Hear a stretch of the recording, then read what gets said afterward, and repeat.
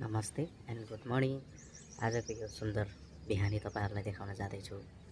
हाम्रो नुवाकोट डाँडाकाँडा अनि बिहानको जुन सूर्य उदय हुन लागेको एउटा अमेजिङ भ्यू। अहिले हेर्नुहोस् त बिहान कति रमाइलो फिल हुन्छ, हेर्दा पनि देख्दा पनि होइन। त्यही देखाउन जाँदैछु।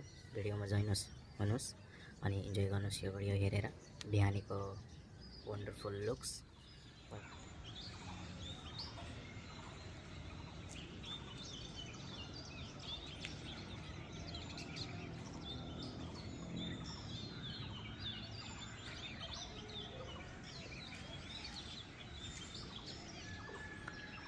हेरिरहँ झैँ लाग्ने बिहानी भएको छ आज। अब बादल जताततै ढाक्न थाल्यो। 8 देखि 10 बजेसम्म चाहिँ पुरै यो माउन्टेन कभर भइसकेको हुन्छ बादलले।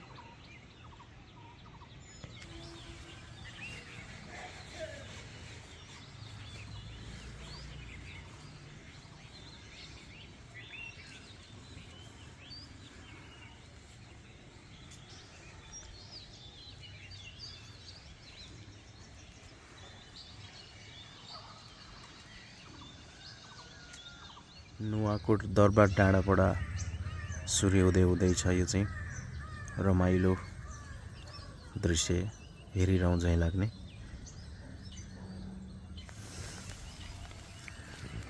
दुई दिन लगातार पानी परेको कारणले अहिले चाहिँ जुन बाहिरको पोल्युसन छ त्यो सबै गइसकेको छ। धुवाले लास्टै भएको थियो, केही हेर्नै नहुने। अहिले चाहिँ यो क्लियर भएको छ। डाँडा देख्न सक्नुहुन्छ डाइरेक्टली।